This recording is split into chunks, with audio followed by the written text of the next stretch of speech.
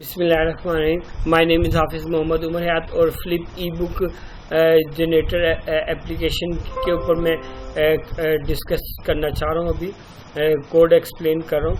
सबसे पहले देखें, ये आपको नेम स्पेसेस नज़र आ रही हैं। ये name spaces set of classes हैं या कलेक्शन ऑफ क्लासेस हैं to do a specific task.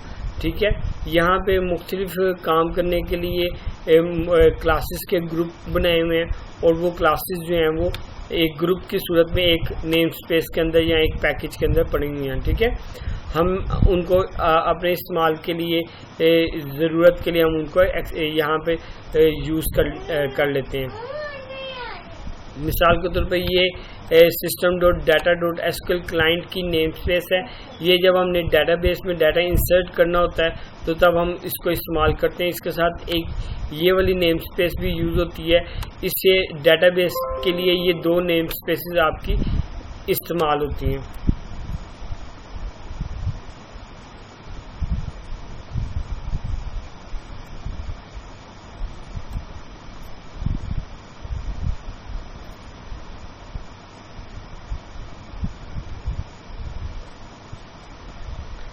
जी आगे चलते हैं। एक मिनट,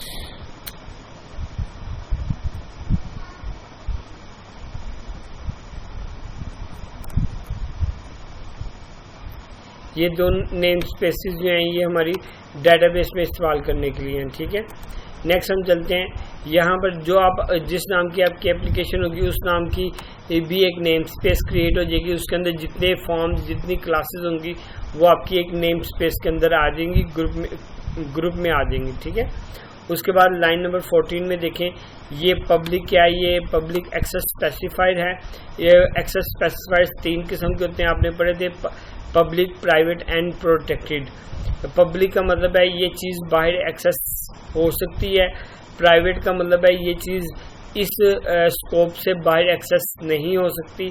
और प्रोटेक्टेड जो है वो पब्लिक और प्राइवेट के अंदर वाली के दरमियान वाली चीज़ है। इनहेरिटेंस में जब आप पेरेंट और चाइल्ड के दरमियान में डाटा को शेयर करना चाहते हैं तो आप उसको प्रोटेक्टेड कर देते हैं। पार्शल से मुराद ये है कि इस क्लास के दो हिस्से हैं, एक हिस्सा हमने बनाया और एक हिस्सा जो है वो वीएस स्टूडियो ने ऑटोमेटिकली बना दिया। ठीक है, कुछ हिस्सा हमें मिला हुआ है काम करने के लिए, इसलिए ये पार्शल क्लास है। जो भी आप पेज बनाएंगे, विंडो फॉर्म बनाएंगे, उसके नाम की एक क्लास बन जाएगी और उसको इनहेरिट किया जाएगा फॉर्म की क्लास से और वो भी फॉर्म हमारा बन जाएगा। ठीक है, अब इस फॉर्म का ये जो पेरेंट वाला फॉर्म है इसका एक फंक्शन है इनिशियलाइज कंपोनेंट, ये कॉल होगा और ये जो है ये हम जो क्लास का कुछ हिस्सा जो वीएस स्टूडियो ने बनाया उसका एक काम है कि फ्रंट एंड जो है ना उसको इनिशियलाइज करना, ये उसका फंक्शन है।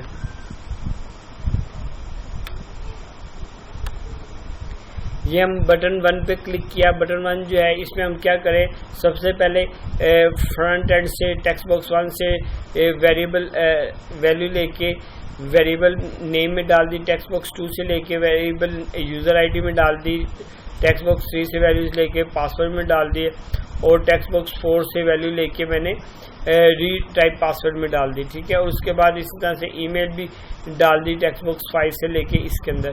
देन मैंने चेक किया कि ये वैल्यूज़ खाली तो नहीं है। अगर इनमें से कोई भी वैल्यू खाली है तो हम उसे मैसेज प्रिंट करवा देंगे, field should not be empty. Otherwise हम क्या करेंगे,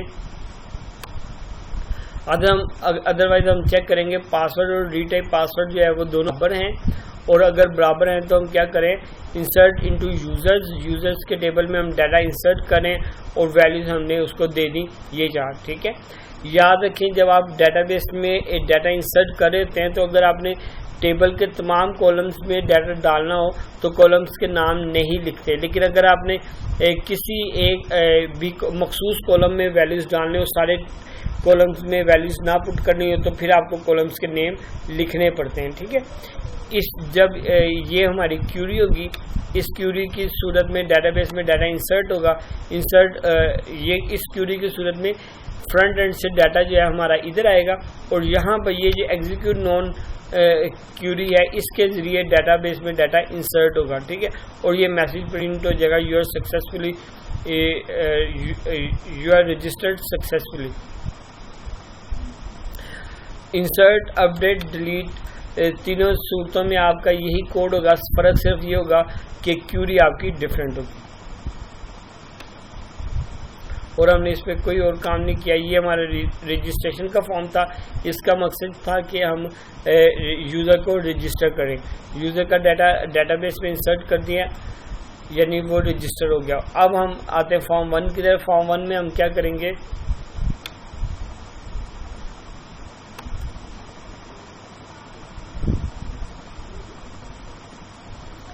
ये एक लिंक लेबल लगाया हुआ है जिस पर क्लिक करके मैं ये कह रहा हूँ कि लेबल पर ये हमारा एक हाइपर लिंक जैसे होता है वेबसाइट्स का, ऐसे ये लिंक लगा हुआ है जिसका मकसद है एक पेज से दूसरे पेज में जाना, ठीक है। जब इस लिंक लेबल के ऊपर डबल क्लिक करेंगे तो इसकी बैकएंड पे आ जाएंगे। यहाँ पर हमने रजिस्ट्रेशन फॉर्म का एक ऑब्जेक्ट बनाया पेज का, और उस पेज से हम शो डायलॉग करेंगे और हम नेक्स्ट पेज में चले जाएंगे, ठीक है। ये वीडियो टेस्ट के लिए लग किया था, इसको मैं ऐसे ही कमेंट कर देता हूँ।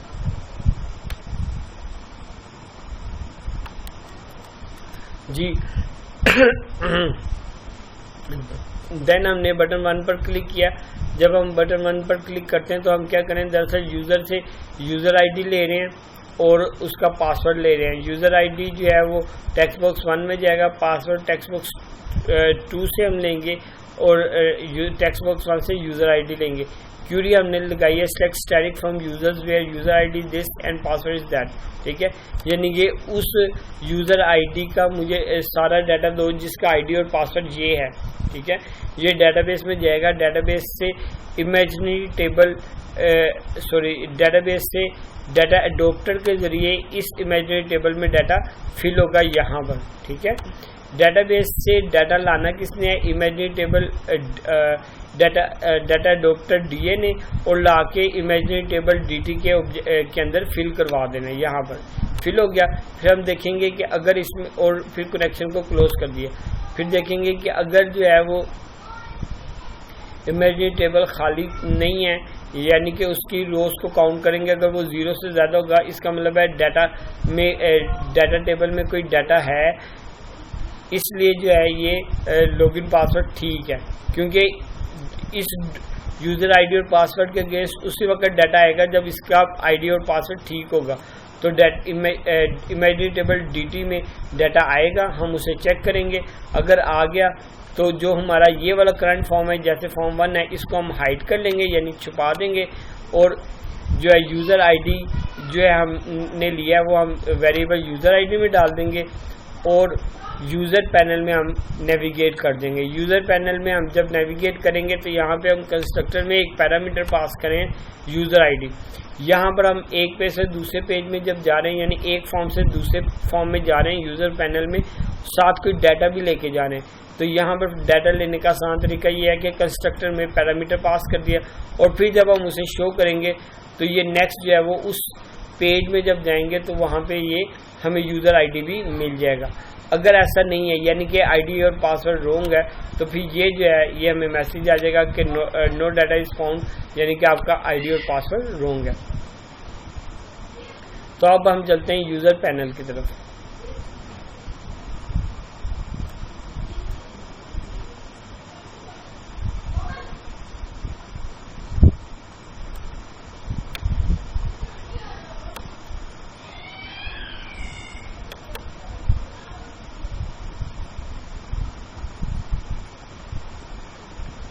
जी ये हम आ गए यूज़र पैनल में। यूज़र पैनल में जो है ये देखें, ये कंस्ट्रक्टर है, ये पैरामीटर लेस कंस्ट्रक्टर है और ये पैरामीटराइज कंस्ट्रक्टर है जो हमने खुद बनाया था, ठीक है। ये पैरामीटराइज कंस्ट्रक्टर है। इनिशियलाइज कंपोनेंट, ये तो हमने सबसे पहले यूज करना है फंक्शन, इसके बगैर तो काम नहीं होगा। इसको हम ऐसे एज इट इज लिखेंगे। और जो यूजर आईडी हमने पास किया था इधर से, ये फॉर्म 1 से आ रहा है यूजर आईडी, ये देखें ये यूजर आईडी आ रहा है फॉर्म 1 में, हम कंस्ट्रक्टर में पास करें, उसको हम यहाँ पर ले रहे हैं, यहाँ से लेके हम लेबल 2 के अंदर डाल देंगे। इस तरह से ये हमारा वेरिएबल यूजर आईडी इस लेबल के अंदर शो हो जाएगा।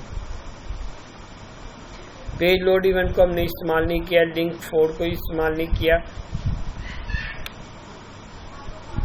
लिंक 1 जो है ये अब हमारे पास यहाँ पे इस फॉर्म में, दरअसल ये हमारा मेन फॉर्म है, इसके अंदर डिफरेंट लिंक्स लगाए हुए हैं, ठीक है।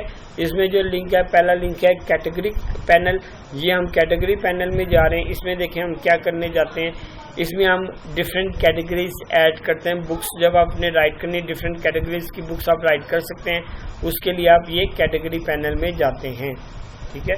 तो हम ये कैटेगरी वाले पैनल में जाके इसे चेक कर लेते हैं।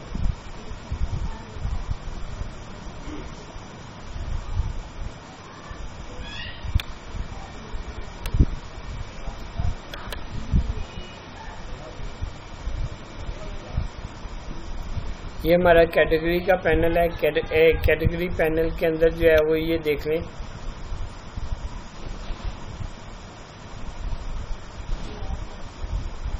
जब ये फॉर्म हमारा लोड होगा, कैटेगरी का पैनल का लोड फॉर्म है, वहाँ पे मैंने एक फंक्शन को कॉल किया जिसका नाम शो है और नीचे उस फंक्शन को डिफाइन किया हुआ। ये फंक्शन क्या काम करेगा इसे देख लेते हैं। सिलेक्ट स्टैटिक फ्रॉम कैटेगरीज, और ये क्यूरी मेरी चलेगी कैटेगरी, इससे सारी कैटेगरीज लेके आएगा जो पहले से एग्जिस्ट करती हैं, और उनको ला के हम यहाँ पे वही डेटाबेस से इमेजरी डाटा अडॉप्टर के जरिए इमेजरी टेबल DT में फिल होगा डाटा, और फिर हम देखेंगे अगर वो खाली नहीं है तो उसको हम ग्रिड व्यू में, डाटा ग्रिड व्यू में शो करवा देंगे, ठीक है।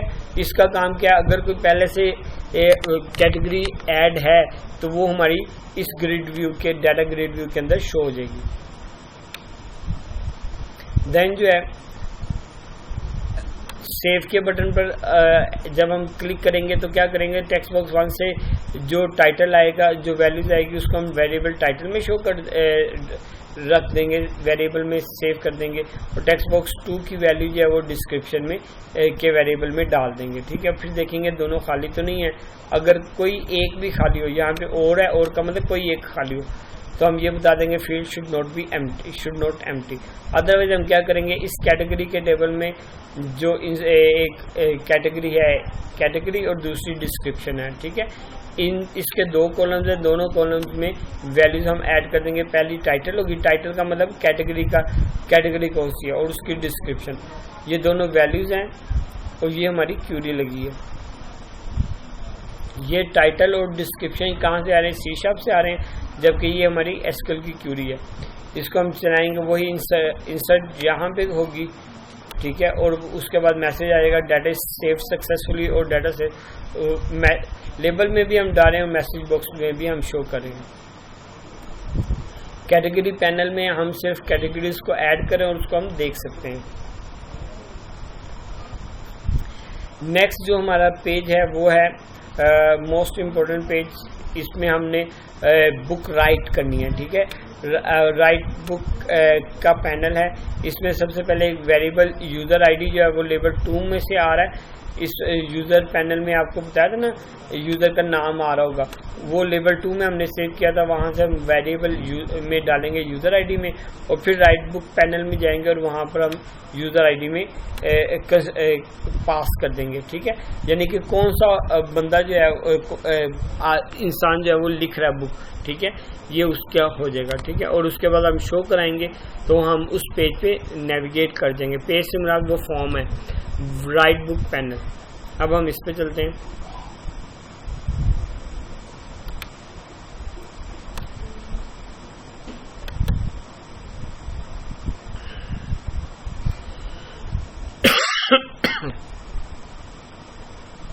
अच्छा जी, यहाँ पर ना हमारे डिफरेंट नेम स्पेसेस इस्तेमाल हुई हैं।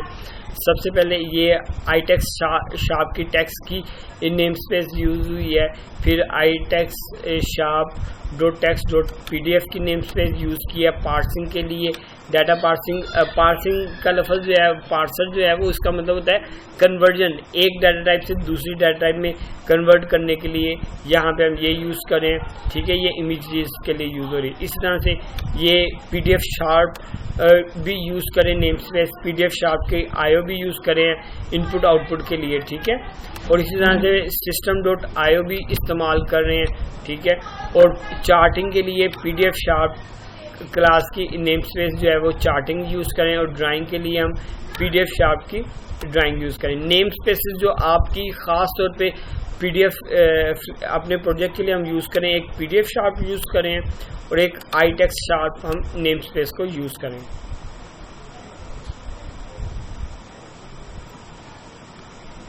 ये हमारा पेज राइट बुक पैनल है। राइट बुक पैनल में हमने यहाँ पे क्या किया है, ट्राई का ब्लॉक लगाया। ट्राई के ब्लॉक में बाइंड कैटेगरी का मेथड है जो हमने कॉल किया है। इस मेथड में हम क्या काम करें, इस पर राइट क्लिक करते हैं और गो टू डेफिनेशन में चले जाते हैं। ये देखिए, ये हमारा फंक्शन है जो यहाँ पे मैं डिस्कस कर रहा हूँ। यहाँ पे क्या करें, सिलेक्ट कैटेगरी फ्रॉम कैटेगरी के टेबल में कैटेगरी का एक कॉलम है, उसको लिया और उसको हम जो है वो जो है कम्बो बॉक्स जो है यहाँ पे लगाया हुआ है, वहाँ पर उसमें हम इसको ऐड करें। इसका काम क्या है कि कौन सी कैटेगरी है जो एग्जिस्ट करेंगे, उसमें यूज़र जो है वो बुक राइट करना चाहता है, वो कैटेगरी यहाँ से सिलेक्ट करेंगे। अगर नहीं मिलेगी तो वो बता देगा डाटा इज़ नॉट फाउंड, ठीक है। फिर आपको कैटेगरी पहले काम करनी पड़ेगी, ऐड करनी पड़ेगी, ठीक है। सबसे पहले जो है वो राइट बुक पैनल यानी कंस्ट्रक्टर के अंदर हम जो है वो बाइंड कैटेगरी का फंक्शन कॉल करें, ठीक है। उसके बाद जो है जो यूज़र आईडी है, ये वाला कंस्ट्रक्टर भी है और ये वाला, ये पैरामीटर लेस कंस्ट्रक्टर है, ये पैरामीटराइज कंस्ट्रक्टर है। हम अपने प्रोजेक्ट में अभी ये वाला इस्तेमाल करें।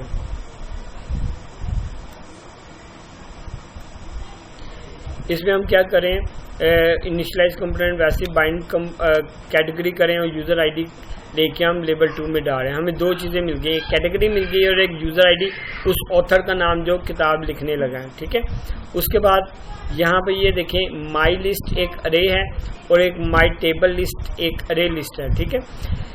आप लोगों ने जो है वो अरे पढ़ी थी। अरे क्या होती है कि एक ही किस्म की के डाटा को इकट्ठा करने के लिए आप ये कह लें कि group of element which has same data type is called an अरे, ठीक है। लेकिन अरे में एक प्रॉब्लम है कि अरे का साइज हमें मेंशन करना पड़ता है, तो उसका सोल्यूशन ये निकला कि वहाँ उसकी जगह हम क्लासेस इस्तेमाल करें जिनको कलेक्शंस कहते हैं, ठीक है। ये जो अरे लिस्ट है ये एक कलेक्शन है, ठीक है, जो क्या करती है, बिल्कुल अरे वाला काम करती है, लेकिन इसमें जो है ना सबसे बड़ा बेनिफिट ये है कि इसमें जो है वो आपको साइज नहीं देना पड़ता। अरे लिस्ट का ऑब्जेक्ट है माई लिस्ट और एक अरे लिस्ट बनाई है मैंने माई टेबल लिस्ट का। ये दरअसल ये लिस्ट के लिए है और ये टेबल के बनाने के लिए है, ठीक है। ये हम आगे इस्तेमाल करेंगे।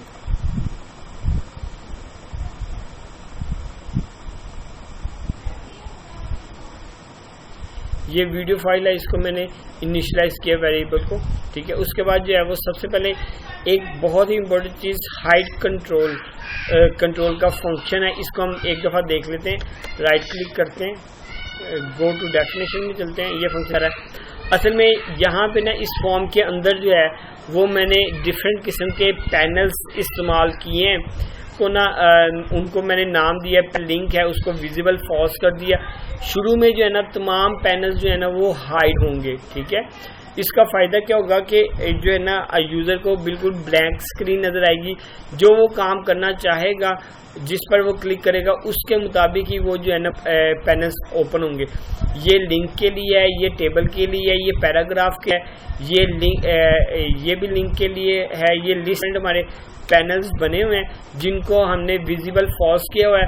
विजिबल इसकी प्रॉपर्टी है, अगर हम इसको ट्रू कर देंगे तो ये हमें नज़र आने लग पड़ेगा, ठीक है। ये पेज लोड इवेंट पे भी हमने यही काम किया हुआ है, यानी कि जैसे हमारा ये फॉर्म लोड होगा पहली दफ़ा नज़र आएगा तो तमाम हाइड कंट्रोल जो हैं वो हाइड हो जाएंगे, ये जो तमाम पैनल्स जो है ना ये हमारे छुप जाएंगे।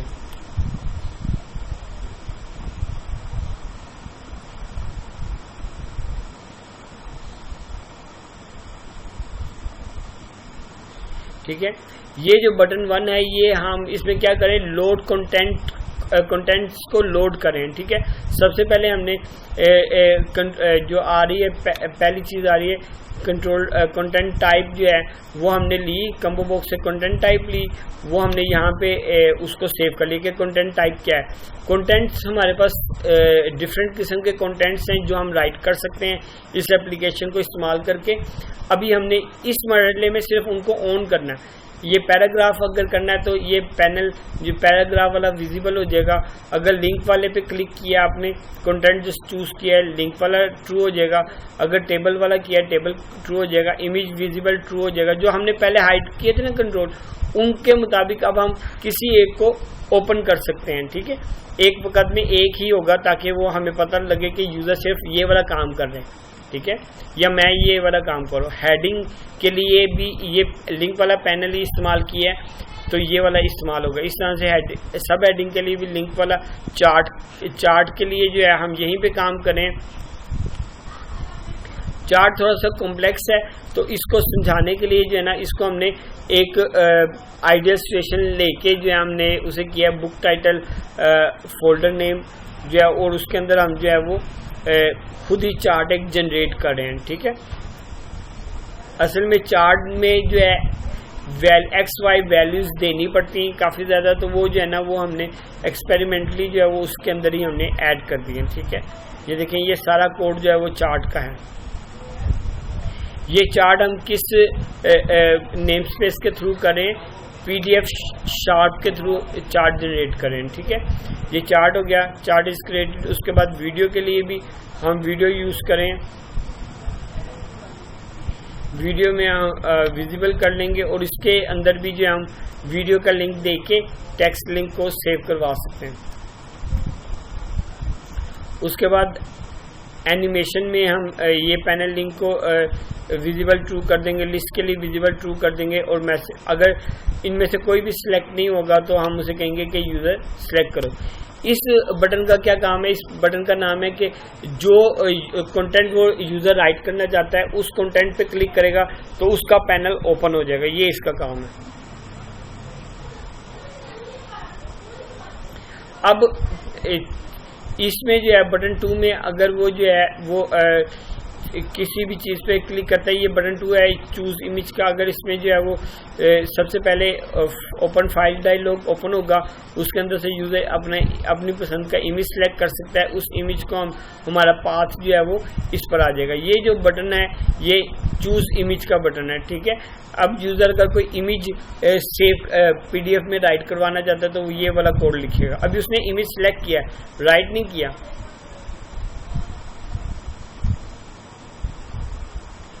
अब यहां पर जो है ना हम उसे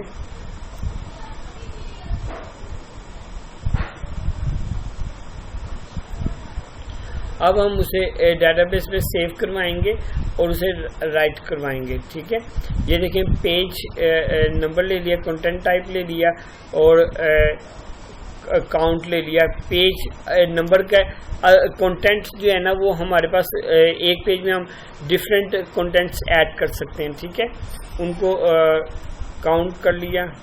ठीक है, फिर काउंट को स्ट्रिंग में कन्वर्ट किया, फिर लेबल को पेज नंबर को स्ट्रिंग में कन्वर्ट करके उसे शो करवा दिया और ऐड करना है जब नेक्स्ट पेज होगा। ठीक है, इस तरह से बुक टाइटल को ऐड किया, हेडिंग को ऐड किया, पैराग्राफ को ऐड किया। फिर हमने देखा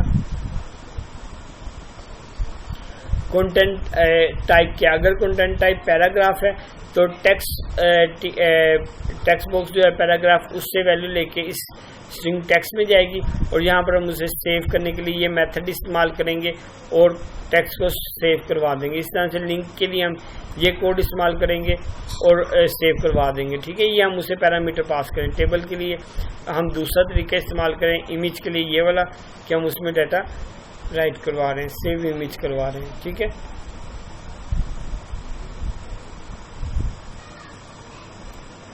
देन हम हेडिंग इस्तेमाल करें, सब हेडिंग यूज़ करें और हम इस तरह से इस पेज में इतना ही काम करें। और ये नीचे जो है ये सेव का मेथड है, यहाँ पे हम जो है वो सिंपल सेव करवा रहे हैं, ये वाला ये इंसर्ट की क्यूरी का कोड लगा हुआ है।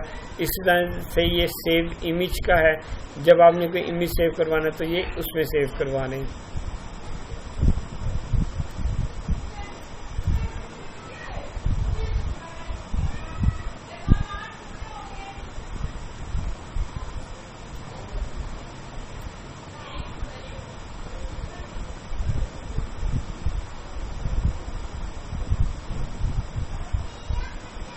अभी के लिए इतना ही। दूसरी दफ़ा मैं एक और वीडियो बनाता हूँ इस पर, फिर आपको मज़ीद बाकी का कोड एक्सप्लेन करता हूँ।